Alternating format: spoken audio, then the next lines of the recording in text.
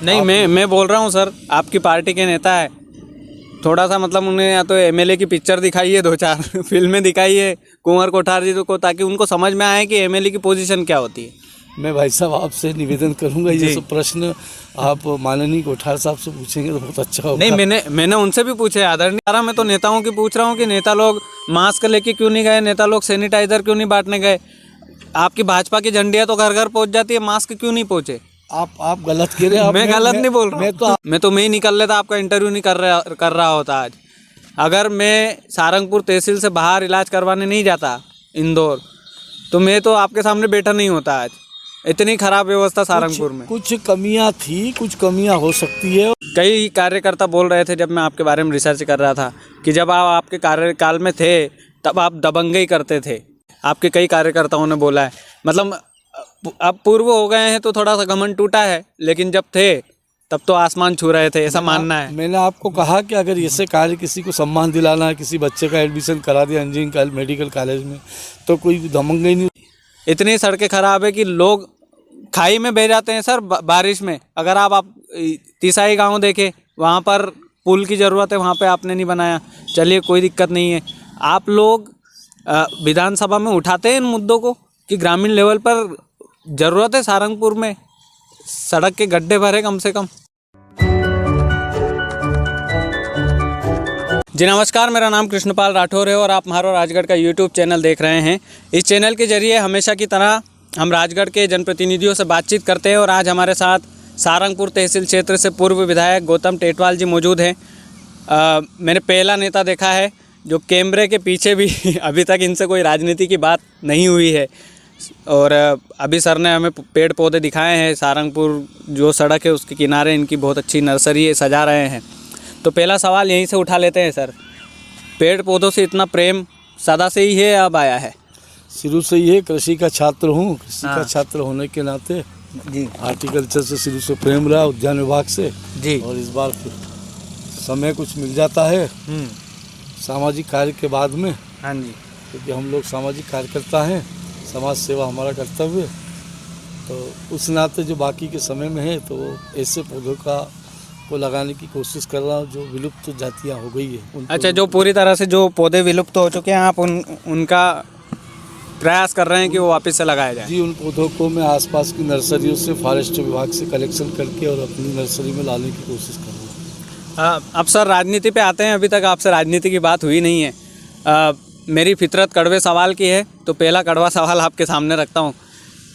क्या कुंवर कोठार जी जो कि आप ही की पार्टी से हैं, भाजपा से, अभी वर्तमान में सारंगपुर में विधायक है, क्या विधायक की कुर्सी पर बैठकर विधायक जैसा काम नहीं कर रहे हैं? वो लगते नहीं है कि सारंगपुर में कोई एक्टिव विधायक है। क्या कारण है सर इसका? देखो, जिम्मेदारी मिली है, काम करते हैं, सबकी अपनी काम करने की अलग अलग वो होती है और उसके हिसाब से वो काम कर रहे हैं। उनकी काम करने की से कला अलग है, इसलिए वो अपने हिसाब से काम कर रहे हैं। नहीं, लेकिन लगता नहीं है कि वो है उनका कृतित्व, व्यक्तित्व काम करने का है, तो ठीक है। नहीं तो इतने साइलेंट आदमी को नेता क्यों बना दिया आप लोगों ने? ये तो जनता का फैसला है, पार्टी का निर्णय, उसको सिरोधारी किया सबने। नहीं तो आपको नहीं लगता थोड़ा लेजी से रहते, थके से रहते, बोलते नहीं है? और जनता भी खुद भी ये बोलती है कि इतना थका नेता सारंगपुर को दे दिया, और वो भी 2 बार विधायक। तो आपको नहीं लगता सर कि कहीं ना कहीं कमी है कुंवर कोठार जी में? अब ये तो जनता का फैसला है, जनता ने उनको चुना है, तो जीते हैं। आपको लगता है कि पार्टी ने गलत टिकट दिया उनको? नहीं, मैं ऐसा नहीं मानता हूँ। पार्टी का निर्णय कहीं ना कहीं पार्टी ने जो किया वो ठीक किया होगा। आपको लगता है कुंवर कोठार जी सही काम कर रहे हैं? आपको, जनता को लगता है, आप लोग नहीं, जनता को तो नहीं लगता सर। लोकतंत्र के आप लोग स्तंभ हैं और लोकतंत्र के स्तंभ का आप चौथे स्तंभ होने के नाते आप सीधे पब्लिक के से कांटेक्ट में रहते आप। नहीं, मैं बोल रहा हूँ सर, आपकी पार्टी के नेता है, थोड़ा सा मतलब उन्हें या तो एमएलए की पिक्चर दिखाइए, 2-4 फिल्में दिखाइए कुंवर कोठार जी को, ताकि उनको समझ में आए कि एमएलए की पोजीशन क्या होती है। मैं भाई साहब आपसे निवेदन करूंगा, ये सब प्रश्न आप माननीय कोठार साहब से पूछेंगे तो बहुत अच्छा होगा। नहीं, मैंने उनसे भी पूछे आदरणीय, मैं तो आपसे भी पूछ रहा हूँ क्योंकि आप पूर्व में एमएलए रहे हैं। आप भी तो एक्टिवनेस के साथ काम करते थे, ऐसा सुना है हमने जनता से। इसीलिए आपका इंटरव्यू लेने यहाँ पे आए हम। नहीं, मैं लगातार पार्टी के एक छोटे से सिपाही के नाते लगातार पार्टी का काम करता रहा हूँ। मैं राष्ट्रीय स्वयंसेवक संघ से बचपन से जुड़ा रहा। संघ के कार्यकर्ता के नाते जो मैंने संघ से सीखा, सेवा का कार्य, बाकी का जो समाज से मैंने सीखा वो सब समाज के बीच में करने की कोशिश करता हूँ। अब मैं धरातल पर आता हूँ, कुछ एक पर्सनल क्वेश्चन भी आपसे करना चाहता हूँ। कई कार्यकर्ता बोल रहे थे जब मैं आपके बारे में रिसर्च कर रहा था कि जब आप आपके कार्यकाल में थे तब आप दबंगई करते थे, तो इस बात में कितनी सच्चाई है? किसी परेशान व्यक्ति को उसके अधिकार दिलाना, किसी गरीब मजदूर को उसके अधिकार दिलाना, किसी छोटे कार्यकर्ता को उसके अधिकार दिलाना, किसी छात्र की फीस जमा करना, किसी बच्चे का इलाज कराना, बहन को अस्पताल में भर्ती करना, ऐसे छोटे छोटे कार्य अगर दबंगी कार्य है तो ये कार्य बार बार करूँगा। समाज में सम्मान प्राप्त कराना, लोगों को सम्मान दिलाना, शोषित पीड़ित वंचित व्यक्ति को जो किसी भी समाज का हो, किसी भी धर्म का हो, उसको अधिकार दिलाना, इसको अगर आप दबंगी कहेंगे तो ये कार्य हम नहीं कह रहे। लोग बोल रहे हैं, बोलते थे कि गौतम टेटवाल जी तो गुंडा ही करते हैं, आपके कई कार्यकर्ताओं ने बोला है। मतलब अब पूर्व हो गए हैं तो थोड़ा सा घमंड टूटा है, लेकिन जब थे तब तो आसमान छू रहे थे, ऐसा मानना है। मैंने आपको कहा कि अगर ऐसे कार्य किसी को सम्मान दिलाना है, किसी बच्चे का एडमिशन करा दिया इंजीनियरिंग मेडिकल कॉलेज में तो कोई दबंगई नहीं, उसकी फीस जमा करा दी तो दबंगई नहीं होगी। किसी बच्चे इलाज करा, मेरे कार्यकाल में लगभग 300 से अधिक बाईपास सर्जरी कराई है मैंने गरीबों की। माननीय मुख्यमंत्री जी से लड़ झगड़ के और उनसे पैसा लेके आया और उनकी बाईपास सर्जरी हुई। 3 लोगों का लिवर ट्रांसप्लांटेशन कराया, 4 लोगों की किडनी ट्रांसप्लांटेशन कराई। ये दबंगई है तो ऐसी दबंगई बार बार करूँगा। यदि आप इतने ही अच्छे नेता है तो आपको टिकट दोबारा क्यों नहीं दिया पार्टी की जिम्मेदारी है। मैं जिस वर्ग में काम करता हूँ, अच्छे अच्छे कार्यकर्ताओं का निर्माण करना पार्टी का काम है। कोठार साहब में कुछ अच्छी विशेषता होगी इसलिए वो आए और ये काम करता रहूँगा, मैं लगातार करता रहूँगा। अभी भी भाजपा के साथ जुड़े रहेंगे आप जीवन भर? भाजपा के इसलिए इसी में जीना है, इसी में मरना है, इसी के लिए काम करते रहे। उम्मीद है अब आपको पार्टी आगे टिकट दे सकती है? जो जिम्मेदारी देगी उसको ईमानदारी से करूँगा। पार्टी जो जिम्मेदारी देगी, पार्टी दरी बिछाने का, दरी उठाने का निर्माण कराए तो देगी।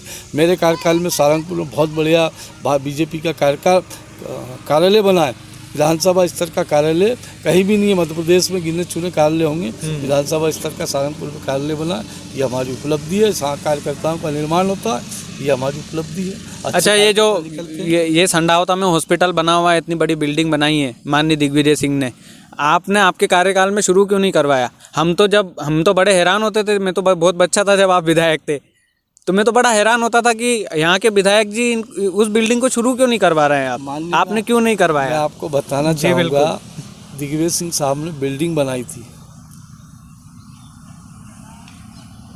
हर जगह जहाँ प्राथमिक स्वास्थ्य केंद्र है वह स्वास्थ्य केंद्र दूसरे प्राथमिक स्वास्थ्य केंद्र से कम 20 किलोमीटर की दूरी पर होना चाहिए। संडावता में, खुजनेर और छापेड़ा में 2 बड़े बड़े अस्पताल हैं। वहाँ पर हमने एक आयुष का अस्पताल प्रारंभ करने की कोशिश करी थी। वहाँ आयुष के डॉक्टर की भी व्यवस्था की थी, 2 एनएम की व्यवस्था हुई थी और वो अस्पताल हमने चालू करने की कोशिश की थी। संडावता में टप्पा था, तहसीलदार बैठता नहीं था, नायब साहब आते थे, वो तहसीलदार बैठने की व्यवस्था करी, सलाह को टप्पा हुआ है। और अगला जो हम काम करने वाले थे, मैं बताना चाहता हूँ, मेरे क्षेत्र में नीमचवान में थाना बनाने की, नीमचवान थाना नहीं था, पुलिस चौकी थी। संडावता में परामर्श केंद्र था, वहाँ पुलिस चौकी का निर्माण हुआ। नीमचवान में बड़ा थाना बना। ये काम हमारी उपलब्धि। अच्छा, अब जिस तरह से जनसंख्या का विस्तार हुआ है, आपको लगता है कि वो हॉस्पिटल शुरू होना चाहिए? संडावता से जिस तरह से आसपास के गांव जुड़े हुए हैं, क्योंकि काफ़ी लोग तो खुजनेर लाते तो निपट ही जाते हैं। खुजनेर में डॉक्टर नहीं बैठते, सारंगपुर में डॉक्टर नहीं बैठते। मैं तो रात को रिपोर्टिंग करने जाता हूं सर वहां पे। मैं तो चाहता हूं कि वो पीएचसी प्रारंभ होना चाहिए, प्राथमिक स्वास्थ्य केंद्र संडावता में प्रारंभ होना चाहिए। और वो जो कि 20 किलोमीटर की दूरी है, मैंने 3 बार विधानसभा भी लगाई है, उसकी विधानसभा उसकी आवाज़ भी उठाई है। तो 20 किलोमीटर की दूरी पर शासन का नियम था, होना चाहिए। और प्राथमिक स्वास्थ्य केंद्र वहाँ हम तो चाहते हैं कि आप जैसा चाहता हूँ कि संडावता में प्राथमिक स्वास्थ्य केंद्र प्रारंभ हो। हम चाहते हैं कि अगली बार टिकट मिले आपको तो आप उस प्राथमिक स्वास्थ्य केंद्र को शुरू करवाएं। बिल्कुल मेरी प्रथम मांग रहेगी। मैं चाहूँगा कि संडावता को वो सम्मान मिलना चाहिए। मेरे विधानसभा क्षेत्र के बड़े पंचायतों में सड़ा होता, पढ़ाना बड़ी पंचायतों में आती है, उनको उतना सम्मान मिलना चाहिए। और पढ़ाना को तो मैं चाहता हूँ कि पढ़ाना को ग्राम पंचायत है उसको नगर पंचायत का दर्जा मिलना चाहिए। अगली मेरी प्राथमिकता रहेगी, पार्टी की प्राथमिकता रहना चाहिए कि पढ़ाना को नगर पंचायत का दर्जा। अच्छा, अब अगला चेहरा सारंगपुर में कौन देख रहे हैं विधायक कुंवर कोठारी जी के बाद? क्योंकि पार्टी उनको टिकट नहीं देगी मेरे हिसाब से, तो क्योंकि 5,000 वोट से जीते हैं बड़ी मुश्किल से, 2 पंचायत के वोट होते हैं। पार्टी का निर्णय है, जो पार्टी निर्णय करेगी वो ठीक है। नहीं, आप राजनीति में रहते हैं, मैं तो जानना चाह रहा कि और कोई चेहरा है? पार्टी जो निर्णय करेगी, जो चेहरा आएगा उसके लिए हम काम करेंगे। बाकी नहीं, जैसे आप जैसे एक्टिव मुझे लग रहा है कि आप कम से कम, मैं तो बहुत छोटा था लेकिन मैं कार्य करता हूँ कि जब बातचीत करता हूँ आपके बारे में बातचीत की मैंने, बड़े एक्टिव नेता थे आप। क्या वजह थी कि आपका टिकट छीन लिया गया? अंदर की कोई पॉलिटिक्स या कुछ ऐसी चीज़ कि आपके पास फंड ख़त्म हो गया हो पार्टी को देने के लिए, कुछ ऐसा हुआ था?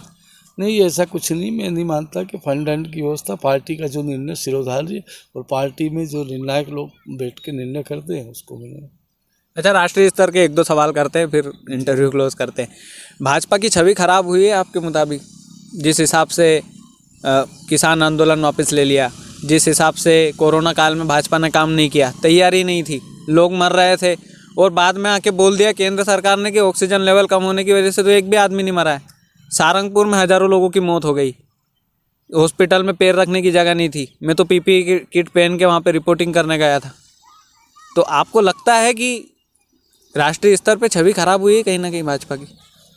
आपको ऐसा लगता है? आपके 2 प्रश्न आए कोरोना काल में जी। आज कोरोना का जो वैक्सीनेशन हुआ है वो दुनिया में भारत सबसे आगे है और हमने दुनिया के देशों को वैक्सीन देने का काम किया है। जितने लोगों को प्राण माननीय नरेंद्र मोदी जी के नेतृत्व में हमने बचाए, माननीय शिवराज सिंह जी के नेतृत्व में नीचे तक काम हुआ है। और ऐसी स्थिति नहीं, बाकी के देशों से अगर तुलना किया जाए तो हिंदुस्तान बहुत बहुत बहुत आगे निकला है। हमने सेवा के कार्य में कोई कमी नहीं करी। 17 प्रदेशों में हमारे दल की सरकार है। देश के 35 प्रदेश ऐसे जहाँ भारतीय जनता पार्टी पहुंच चुकी है। हम पूर्वांचल में पहुँचे, हम नागालैंड मिजोरम में हम पहुँचे, हम अंडमान निकोबार में भारतीय जनता पार्टी के विकास कार्य पहुँचे और हमने हर व्यक्ति को हर रूप से उसको बचाने की कोशिश करी है। सेवा के काल में नरेंद्र मोदी जी किसी से कम नहीं पड़े। हमारा स्वास्थ्य विभाग के महकमे को मैं बहुत बहुत धन्यवाद देता हूँ। मैं स्वयं भी कोरोना काल में लगातार काम करता रहा, मेरे माननीय सांसद जी भी लगातार काम करते रहे। राजगढ़ जिले में हमने खूब सेवा कार्य किए और कई लोगों के प्राण बचाने का काम हमने किया है। मतलब छवि खराब नहीं हुई है? ये बिल्कुल गलत है, मिथ्या आरोप है। और ये आरोप, और आपने दूसरा प्रश्न किया कि वो अभी आपने जमीनी स्तर पे, हाँ, जमीनी स्तर पे लोग मर रहे थे। खूब काम हुआ है, जमीनी स्तर पे खूब काम हुआ है। और सारे मुझे तो भाजपा का नेता दिखा ही नहीं रोड पे। मैं तो कोरोना काल में था, मैं सोच रहा था कि यार सांसद जी आएंगे अपनी गाड़ी लेकर मास्क बांटेंगे, नहीं किया उन्होंने। आप अप्रैल के काल में देखोगे, आप मास्क, कोरोना की प्रथम लहर और दूसरी लहर में अगर आप सारे अखबार उठा के देखोगे तो कहीं ना कहीं हम लोग वहाँ दिखाई दे रहे थे। मेरा सांसद दिखाई दे रहा था, मैं दिखाई दे रहा था, बाकी जनप्रतिनिधि की बात नहीं कर रहा हूँ। पर सारंगपुर के अस्पताल में, सारंगपुर के आम लोगों से आप चर्चा करोगे शासकीय अस्पतालों में, तो शासकीय अस्पताल में तो मैं खुद गए, पूर्व विधायक खुद गया तो बताएगा, पूर्व विधायक कहाँ था तो बताएंगे। ऑक्सीजन के सिलेंडर मैं अपने कंधे पे रख के लेके आया हूँ। मैंने ऑक्सीजन के सिलेंडर लगा के लोगों को लगातार नियम तोड़ते हुए मैंने उन पेशेंटों के बीच में वार्डों में जाके, जो कोरोना पेशेंट थे उनसे जाके वार्डों में सीधी जाके बात करी, मास्क लगा करके, किट पहन करके। ये अस्पताल के कर्मचारी है कि गवाह हैं सारंगपुर में। आदरणीय, मैं तो निवेदन करता हूँ, मेरे दो जवान दोस्त, मैं ही निकल लेता, आपका इंटरव्यू नहीं कर रहा होता आज। अगर मैं सारंगपुर तहसील से बाहर इलाज करवाने नहीं जाता इंदौर, तो मैं तो आपके सामने बैठा नहीं होता आज। इतनी खराब व्यवस्था सारंगपुर में। कुछ कमियां थी, कुछ कमियां हो सकती है, और जो लोग चले गए वो भी अपनी कमी से गए। अगर व्यक्ति ने डॉक्टर की सलाह मान के अगर सही सा ट्रीटमेंट लिया नहीं, तो ये तो आप निराधार आरोप लगा रहे हैं सर। मैं नहीं मानता। सारंगपुर की पूरी स्वास्थ्य विभाग की टीम ने दिल से काम किया है। और स्वास्थ्य विभाग पे उंगली भी नहीं उठा रहा, मैं तो नेताओं की पूछ रहा हूँ कि नेता लोग मास्क लेके क्यों नहीं गए, नेता लोग सैनिटाइजर क्यों नहीं बांटने गए। आपकी भाजपा की झंडियाँ तो घर घर पहुँच जाती है, मास्क क्यों नहीं पहुँचे? आप गलत कह रहे हैं। मैं गलत नहीं बोल रहा हूँ। मैं तो आपको बता रहा हूँ कि ये मिथ्या आरोप है। आप उस समय के अखबार उठा के देखिए, उस समय के सर अखबार की हेडलाइन तो खरीदी जा सकती है। मैं तो दिल्ली में काम करता हूँ सर। आप तो मैं बोल रहा हूँ अखबार की हेडलाइन तो खरीद लेते हैं नेता लोग। आप ठीक है, सारे अखबार बिक मैं रहे हैं। आपसे निवेदन कर रहा हूँ कि आप इस शहर के सामान्य व्यक्ति से, जनप्रतिनिधि से बात करके देखेंगे मैं कहाँ था, तो आपको सही उत्तर आपको मिल जाएगा। पूरे क्षेत्र के किसी भी व्यक्ति से पूछेंगे कि मैं अगर उनकी सेवा। सर मैं भी आपके क्षेत्र का हूँ जी। मैं बोल रहा हूँ कि नहीं हुआ है काम। आप बोल रहे हैं हुआ है काम। चलिए कोरोना काल को छोड़ देते हैं। जमीनी स्तर पर इतनी सड़कें खराब है सारंगपुर तहसील की, इतनी सड़कें खराब है कि लोग खाई में बह जाते हैं सर बारिश में। अगर आप तिसाई गांव देखें, वहाँ पर पुल की ज़रूरत है, वहाँ पे आपने नहीं बनाया। चलिए कोई दिक्कत नहीं है। आप लोग विधानसभा में उठाते हैं इन मुद्दों को कि ग्रामीण लेवल पर ज़रूरत है सारंगपुर में सड़क के गड्ढे भरे कम से कम। नेता लोग आप कुंवर कोठारी से गुहार लगाते हैं। मैं बराबर कोठार साहब से इस विषय में चर्चा करता रहता हूँ और उनने कुछ मुद्दे उठाए भी हैं जो बाकी के काम अधूरे हैं। मैं कोठार साहब से आग्रह निवेदन करूँगा कि उन काम को पूरा करें। और 10 साल हो गए माननी, 5 साल आपको भी हो गए। अब तो कम से कम सारंगपुर का भला कर दो। खिलचीपुर के विधायक इतने एक्टिव है, आप देख लो कितने एक्टिव है माननीय दरबार साहब। मैं अगर एक वीडियो बना देता हूँ उनके खिलाफ मेरे पास फ़ोन आ जाता है, कृष्णपाल ऐसा मत कर, वो काम हो जाएगा। मैं आपको विश्वास दिला रहा हूँ कि ये सब काम पूरे होंगे। जो गड्ढे जो आपने तिसई गांव की बात की है जी, तो तिसई गांव में जो कौन सी पुलिया है, मैं कह रहा हूँ सामगी की पुलिया तो पूरी बनी हुई है, सामगी का पुल बना है।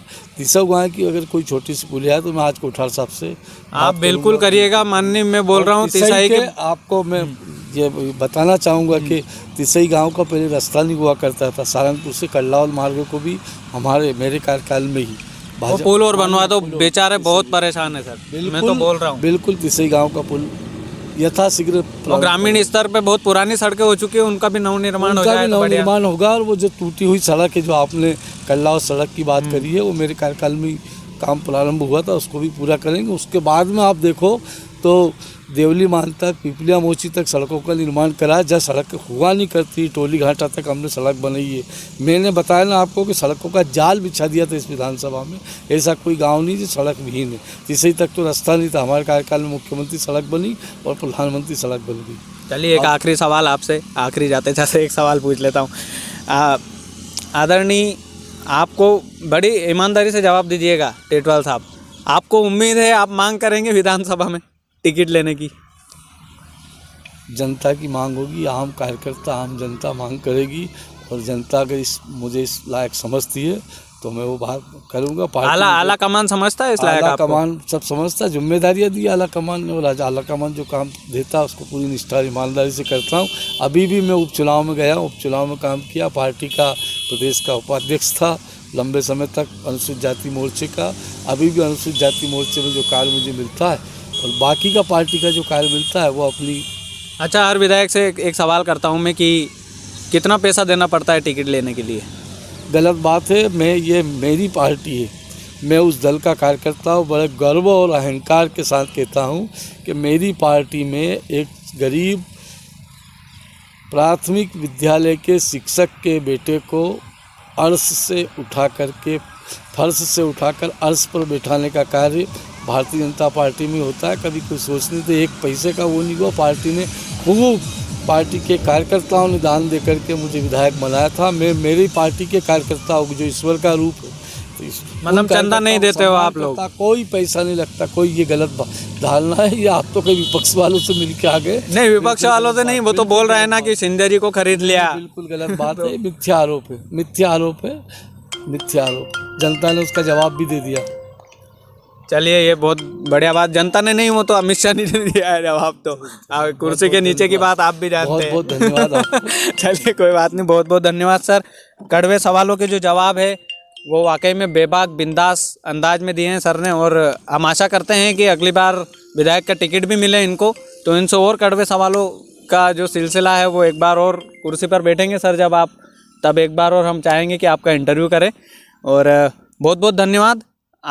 आपको इंटरव्यू कैसा लगा आप कमेंट में बताइएगा। हमेशा की तरह वीडियो को शेयर भी कीजिएगा ताकि लोगों को पता चले कि हमारा जनप्रतिनिधि कैसा है, हमारा जनप्रतिनिधि कैसा था और किस किस तरह के उसने काम किए थे।